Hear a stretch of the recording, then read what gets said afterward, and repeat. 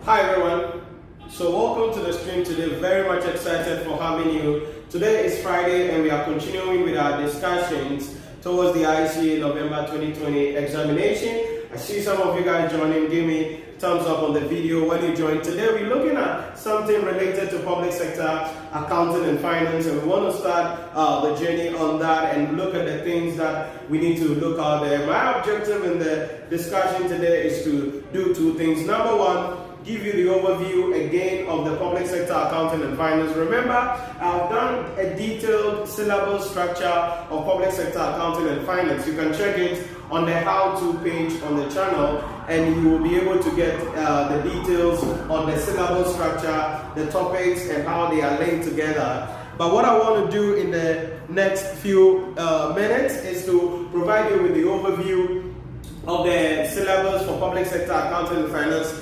Briefly, the key areas that you need to focus on in order to increase your chances of ultimately passing the public sector accounting and finance examination. So let's look at it real quick. Public sector accounting and finance.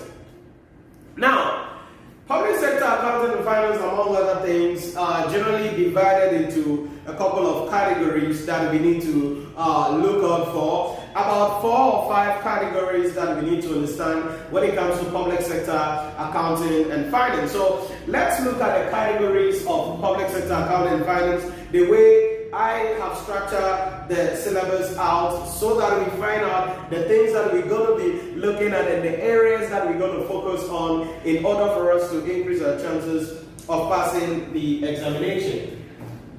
So let's see. Let's see if we can divide with some 2-page columns here.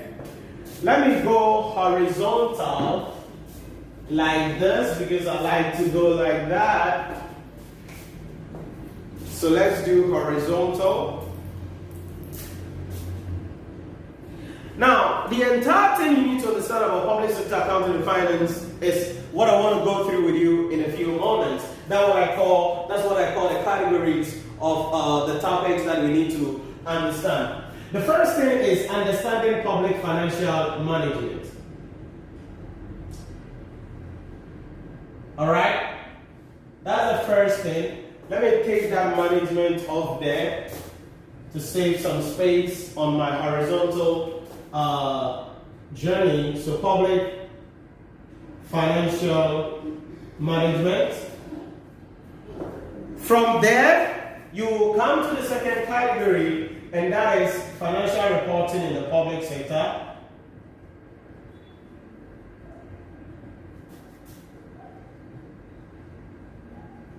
Okay?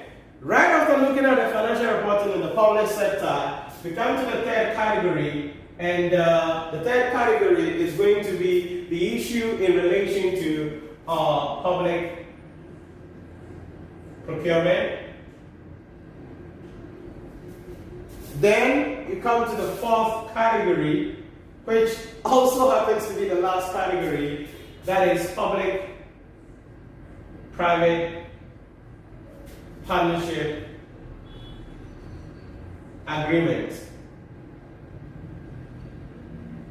Right? Public-private partnership agreement. The public sector accounting into these categories. So public financial management, financial reporting in the public sector, public procurement, and public-private partnership agreement. So broadly, these are the 4 categories that we can put the subjects into, or the topics into. Now, under each of these categories, interestingly, there are a lot of things that we need to be talking about and need to be discussing.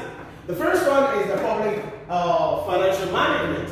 Now, this is certainly going to be the bigger session of the syllabus, and there are a lot of things that we're going to be looking out for there.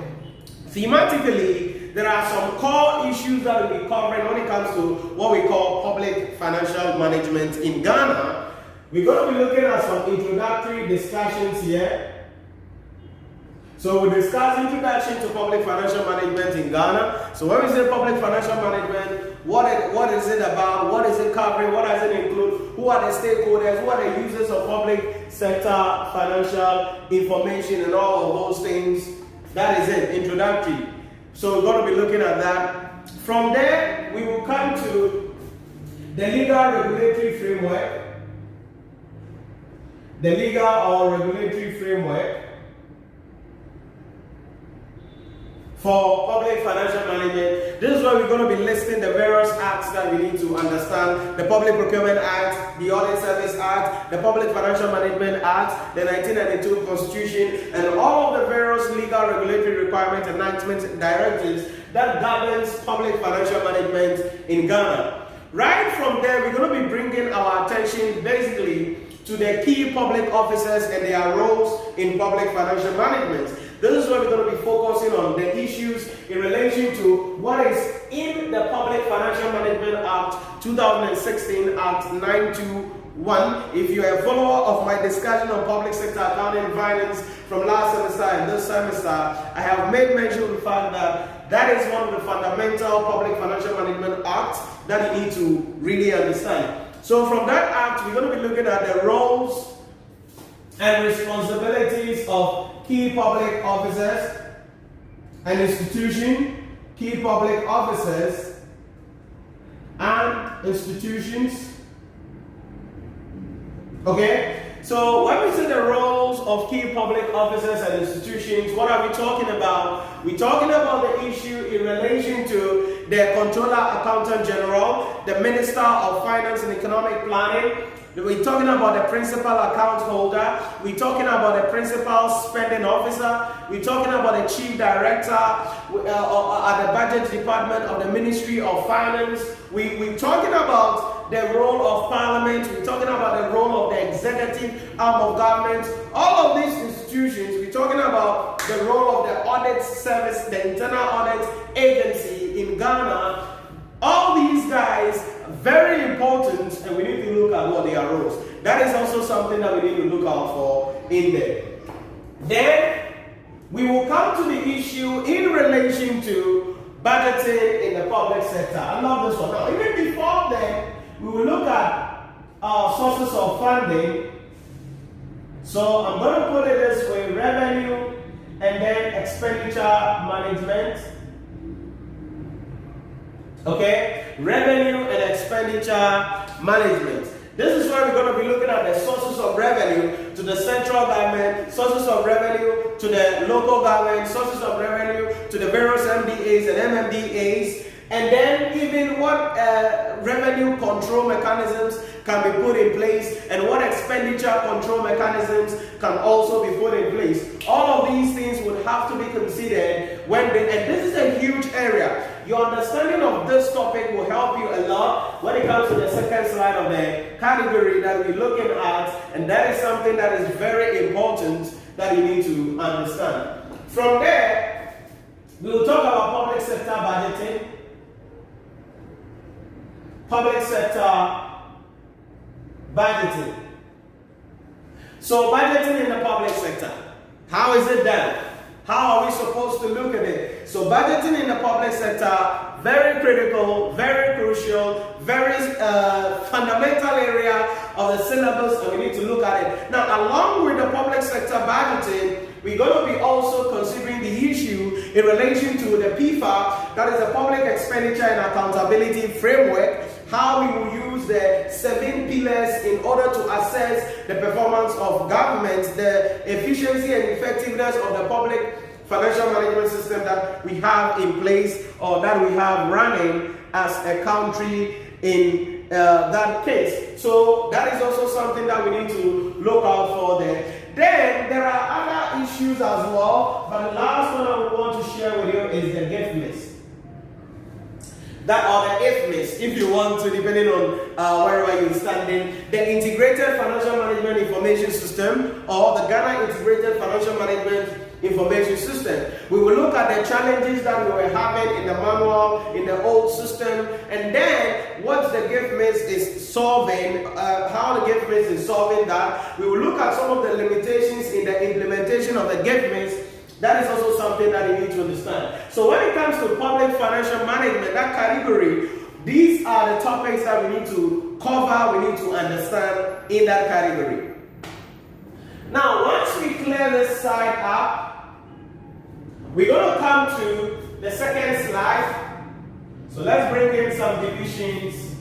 I guess the division is nice. So let's bring in some divisions. We come to the financial reporting in public sector.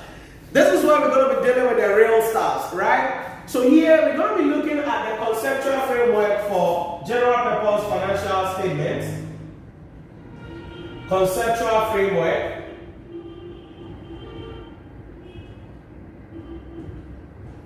Conceptual framework for general purpose financial statements or general purpose financial reporting.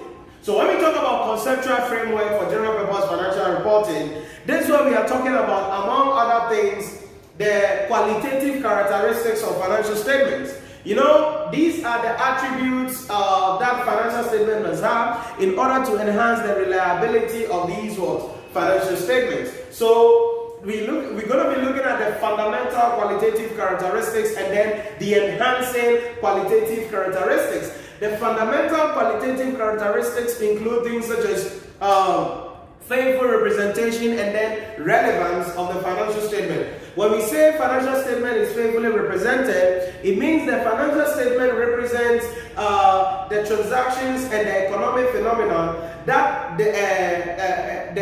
that it actually purports to be in the financial statement. Now, faithful representation, among other things, will look at issues, among other things, such as talking about the fact that the financial statement doesn't have errors, talking about the fact that the financial statement is complete, talking about the fact that there are no omissions in the financial statement. So these three things categorize or comes under the heading of faithful representation. Then we come to relevance. In other words, the information or anything that is required must be included in the financial statement to enhance users of the financial information to make those decisions that they are supposed to make. So, relevant. Then, so these two guys are the fundamental qualitative characteristics. Then we have the enhancing qualitative characteristics. The enhancing qualitative characteristics are those characteristics that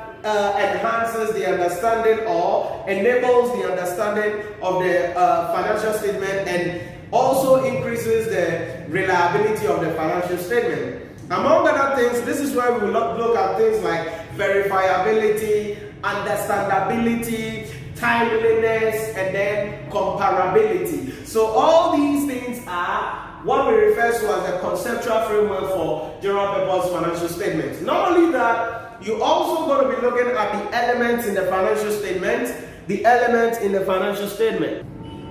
So the elements in the financial statement, you need to look at that as well. Assets, liabilities, equity, revenue, income, expenses, all of these things also come under the conceptual framework for general purpose financial reporting or financial statements.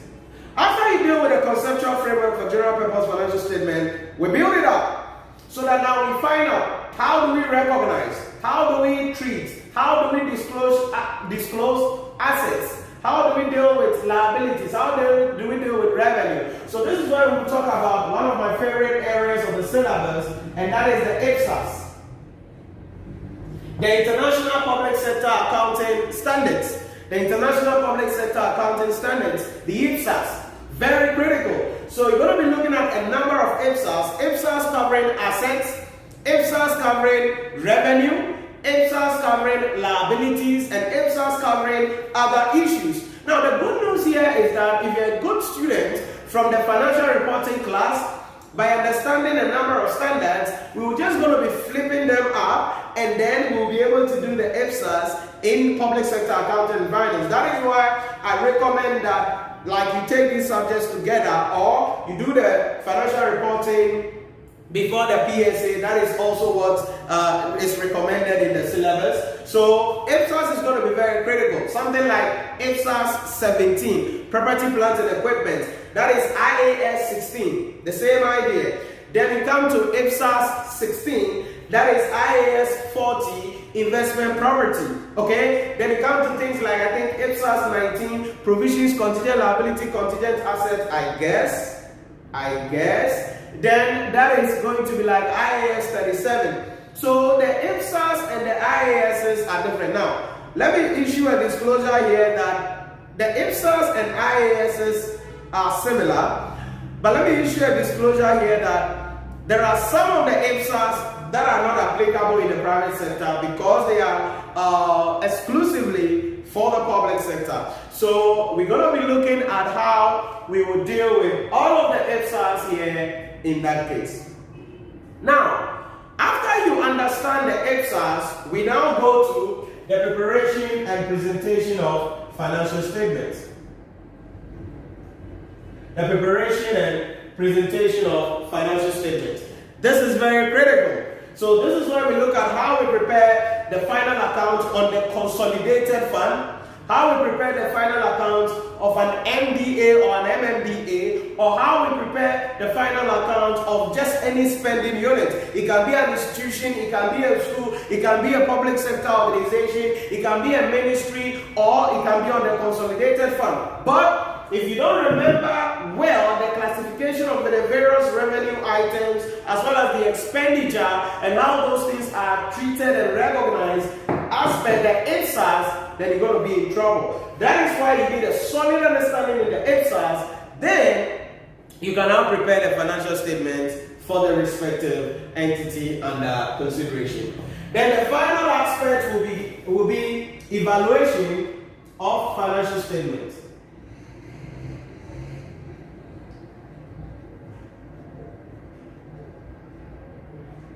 Evaluation of financial statements. This is very critical. I cannot overemphasize the importance of this evaluation of financial statements in the public sector. Very critical. Now, there are three ways we're going to be evaluating financial statements in public sector. In your FR class, financial reporting class, evaluation, or we did only ratio analysis. So you compute the ratios and then you look at it there in that case, or sometimes you also use the common size ratio. In public sector, there are three key things that we're going to be looking at when it comes to dealing with public sector evaluation of financial statements. We're going to be looking at ratio analysis. This is where we're going to be computing a number of ratios in order to use those ratios to assess the performance of the entire government or the performance of just a spending unit. That is the first level. The second level is to look at the issue in relation to common size ratio. If you are a good student of FR, common size ratio is also something that we need to look out for, where you are now representing the figures in percentages and then you use the revenue. Take this very carefully. You use the total revenue as the benchmark to now allocate or take into consideration all the elements in the statement of financial performance. So the revenue becomes the benchmark, you flip everything over into percentages. Then the second thing will be in the statement of financial position. With the statement of financial position, when I'm preparing the common size ratio, here also it is the total assets that becomes the basis for you to change the figures into percentages. Then you will now be able to assess the performance of the company. So number one, you're going to use the ratios. Number two, you're going to use common size ratios. And then number three is the BVA, that is the budget variance analysis. The budget variance analysis. This is where we're going to be comparing the actual performance, the actual activity with the budgeted activity. Then we find out what the variance in that case. So that is the third level, and that is interpretation of or evaluation of financial statement. It's very, very critical. This is much different from what you know in FR, because this time around you are assessing a public sector organization. So the guiding rules, the guiding principle, how you interpret the results at the end of the day is going to be different from the way you will interpret. Even the computation, the indicators to be used are going to be different at this level, because at this level you're looking at things like GDP, the gross domestic product. You're looking at things like public debt. You're looking at things like interest. You're looking at things like wages and salary. You're looking at things like goods and services. You're looking at things like government revenue. So the indicators here are going to be different. Hence, our interpretation is also going to be different. But that doesn't mean it is difficult. It it only requires some level of technical understanding of the public sector operations from your knowledge from the public financial management, then you'll be able to excel in there. So this aspect, all other things being equal, we will have a question in ICAG, we have a question on financial statements, and we have a question on evaluation of financial statement. That is why this segment is my personal favorite area. But like I say all the time, I don't recommend students to do calculation questions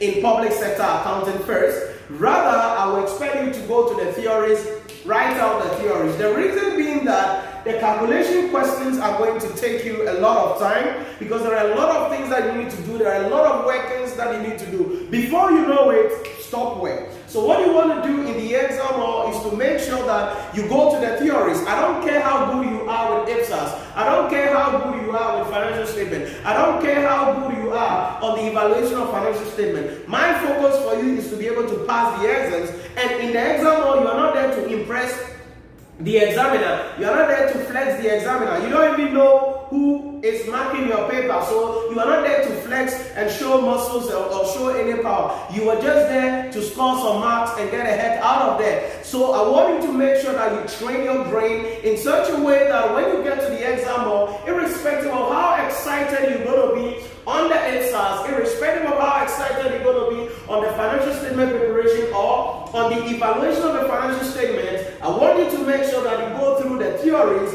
and go and answer all of the questions you can answer on the theories, because chances are you might have read and you understand and you have the information fresh. So all you do is to what? Bring it on board, answer the questions, and that saves you some time so that you can now channel your energy to the calculation questions. And more of these will be discussed later on as we go ahead with the discussion in public sector. So category 1, public financial management. Category 2, financial reporting in public sector. Then you come to the third category, and this is not going to be having a collection or clusters of topics, but it's going to just be a single topic there, public procurement.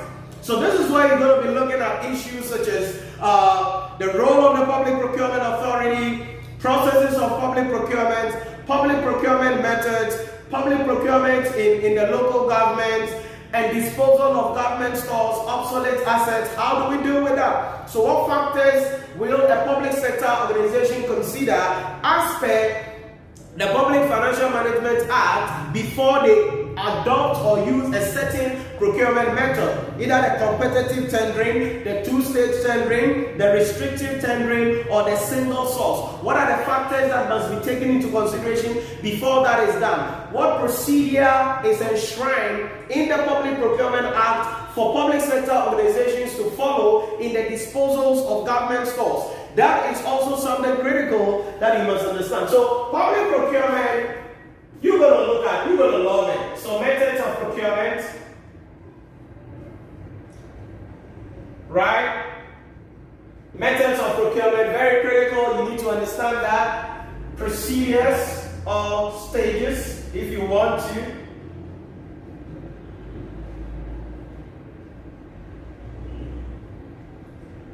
Procedures or stages of procurement. Disposal of government stores.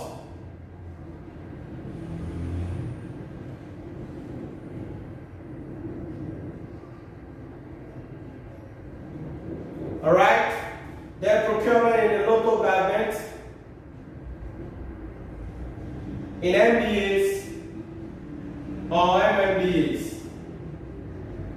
Okay, so that is it. That is it about public procurement. Very simple, sweet, straight to the point. Very simple, sweet, straight to the point. You good about that?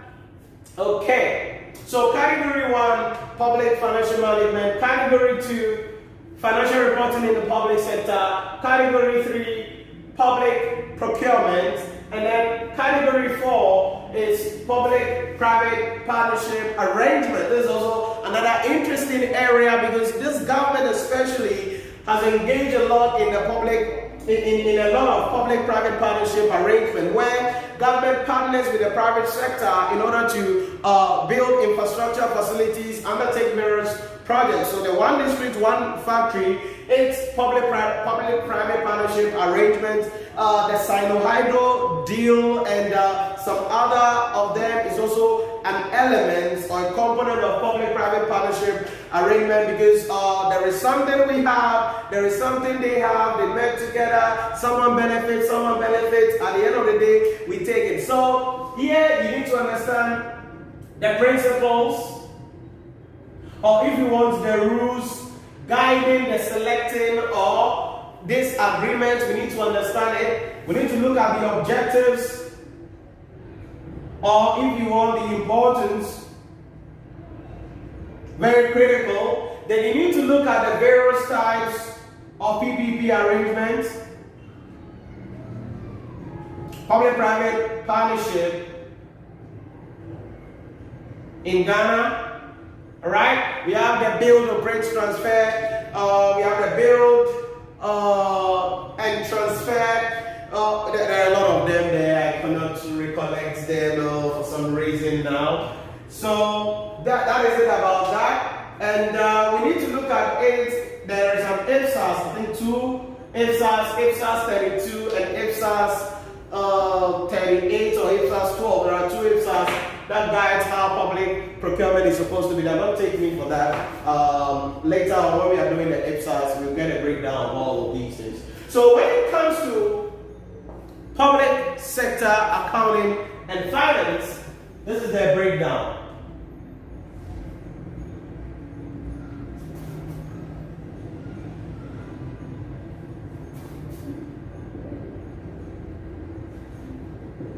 So this is the breakdown of public sector accounting and finance.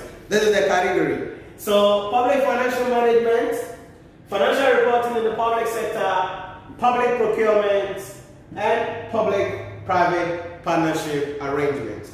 In the next few weeks, we're going to be trying as much as possible to touch on some of them. So help me out in the comment box, comment in the comment box the topics you would want me to look out for first. Certainly we cannot discuss all of these on the live stream before you write your exams, but let me know which topics would you want me to touch on real quick. So put them in the topic, put them in the chat box for me or in the comment box for me, and then let me know the ones that we need to look at, the ones that we need to cover. Remember that Mondays to Fridays, 4:30 p.m. live stream on YouTube. You can join me on the live stream, and then I'll be able to ask me questions in real time.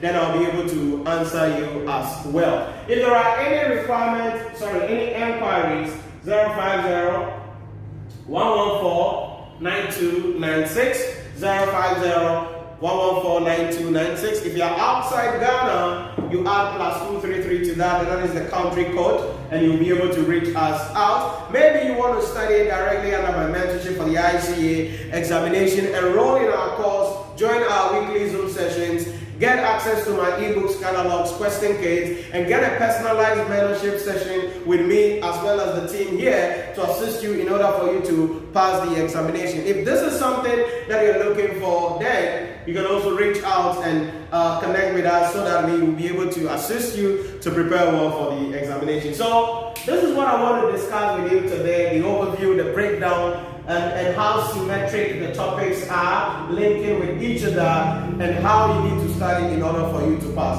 I'll see you on the live stream or in another video as we continue with our discussion. Thank you very much. Make sure you hit the like button and also subscribe to the channel. That way we get more engagement on the videos and on our channel, and YouTube will be able to push our videos so that we can together reach as many students as possible. We want to build this community in such a way that students from all walks of life will come to the channel and get as many as the materials that they require in order for them to prepare well, for them to be able to pass the exams, and most importantly, take their lives to the next level. Thank you very much, and I'll see you in another video.